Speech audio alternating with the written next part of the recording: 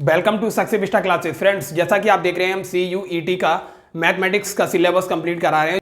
जो आपका general test section 3 का है उसमें जो मैथमेटिक्स पोर्शन है हम उसको कंप्लीट करा रहे हैं। जैसा कि अभी हमारा चैप्टर चल रहा है एवरेज। हम इससे पहले पार्ट 1 एंड पार्ट 2 कंप्लीट कर चुके हैं। अगर आपने नहीं देखा है तो आप उन्हें भी देख सकते हैं। प्रैक्टिस सेट आपको सॉल्व कराते हैं। The average of 10 numbers is 7। मतलब 10 नंबर्स का एवरेज कितना दिया है? 7 दिया हुआ है। If every number is multiplied by 12 then what will be the average of new numbers. Friends, ये कॉन्सेप्ट है, हम आपको समझा देते हैं। आप बताइए, अगर मैंने स्टार्टिंग के 3 नंबर्स ले लिए 1 2 3, तो इसका एवरेज क्या आएगा? 3 2 5 और 1 6/3 क्या आएगा एवरेज? 3 2 6 मीन्स एवरेज आया 2 आया। अब अगर हम इसको एवरी नंबर को 2 से मल्टीप्लाई कर देते हैं, ठीक है, तो क्या नंबर आएंगे? 2 4 6। अब इसको ऐड कीजिए, 2 4 6 6 6 12। इसको 3 से डिवाइड करेंगे, क्या आएगा? 3 4 12। एवरेज क्या आया? 4। आपने एक चीज देखी दोस्तों, अगर हमने इन सारे नंबर्स को 2 से मल्टीप्लाई किया तो इसके एवरेज में भी 2 का मल्टीप्लाई हो गया। पहले इसका एवरेज क्या था? 2 था, अब इसका एवरेज क्या आया? 4। कहने का मतलब है, अगर कितने भी नंबर दिए हों और उनका एवरेज आपको दिया हो और सारे नंबर में सेम नंबर से मल्टीप्लाई किया गया हो तो उसके एवरेज में भी सेम नंबर से मल्टीप्लाई हो जाता है। यही इसका बेसिक कॉन्सेप्ट है। इतना लंबा चौड़ा क्वेश्चन दिया होता है लेकिन आपका आंसर केवल 1 सेकेंड के अंदर निकल आता है। तो आप इसका एवरेज क्या हो जाएगा? 12 7 84।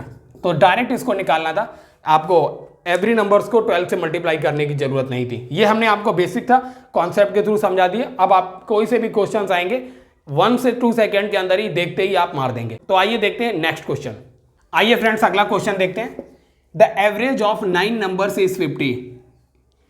The average of first 5 numbers is 54 and of the last 3 numbers is 52। Then 6 numbers.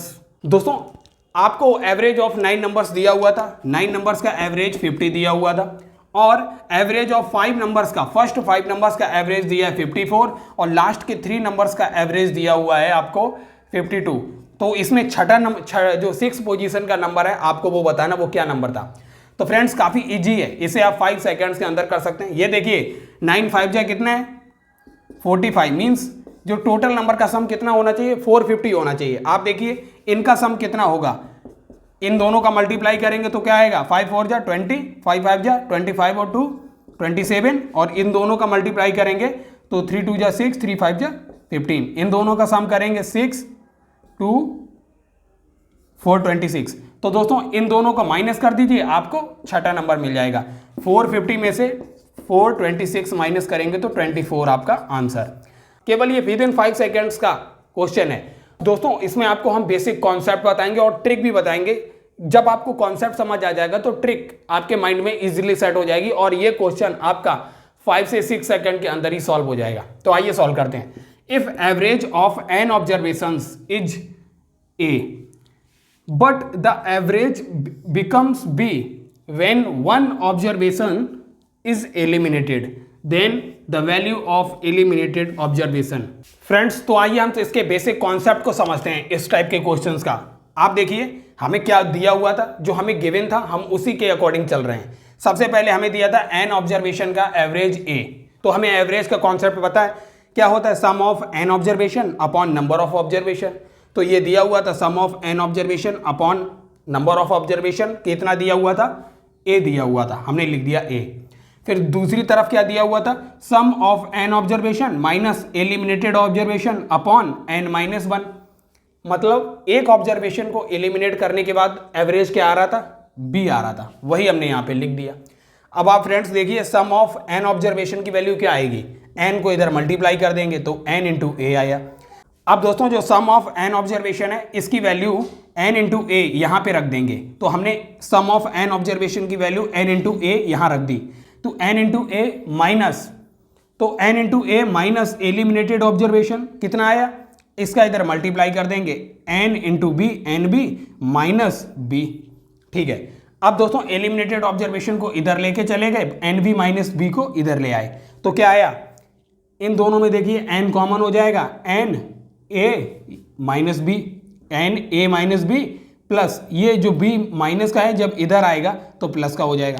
और यही हमारा शॉर्ट ट्रिक का फॉर्मूला बन गया, n into a minus b plus B. तो फ्रेंड्स क्या निकल के आया, आपको क्या करना है, नंबर ऑफ ऑब्जर्वेशन इंटू पहले कितना एवरेज था a, बाद में कितना हो गया माइनस कर दीजिए। मतलब इन जितना एवरेज पहले था और जितना एलिमिनेट करने के बाद एवरेज होता है उन दोनों का डिफरेंस कर लीजिए और नंबर ऑफ ऑब्जर्वेशन से मल्टीप्लाई कर दीजिए, प्लस कर दीजिए बाद में जितना एवरेज हुआ ये b। तो दोस्तों यही इसका शॉर्ट ट्रिक है, ये शॉर्ट ट्रिक है, ये फॉर्मूला आप याद रखिए। आपको दोनों एवरेज के डिफरेंस से नंबर ऑफ ऑब्जर्वेशन को मल्टीप्लाई करना है और प्लस करना है जब ऑब्जर्वेशन को एलिमिनेट करने के बाद जो एवरेज आता है उसे प्लस कर देना है। यही हमारा शॉर्ट ट्रिक है। आइए एक क्वेश्चन से आपको समझाते हैं। If the average age of 10 students is 12 year but the average becomes 10 year when 1 student is eliminated then the age of eliminated student. तो आपको इसमें दोस्तों 10 स्टूडेंट्स दिए हुए थे, 10 स्टूडेंट्स का एवरेज एज था 12 और बोल रहा है कि जब एक स्टूडेंट्स को एलिमिनेट किया जाता है 9 स्टूडेंट्स का एवरेज एज हो जाता है 10 ईयर। तो पूछ रहा है जो एलिमिनेटेड स्टूडेंट है उसकी एज क्या है। तो ये तो हमारा शॉर्ट ट्रिक का फॉर्मूला ही यहाँ पे लग जाएगा। नंबर ऑफ स्टूडेंट्स कितना है 10 स्टूडेंट्स है, n की वैल्यू ये 10 है, तो 10 इंटू उसका एवरेज पहले कितना था 12 साल था, बाद में कितना एवरेज हो गया 10 साल, प्लस बाद में कितना एवरेज हो गया 10 साल। तो ये आंसर आ जाएगा 10 गुणा 2 प्लस 10, 10 दूनी 20 और 10 30 ईयर, 30 ईयर जो है एलिमिनेटेड स्टूडेंट्स का एज है।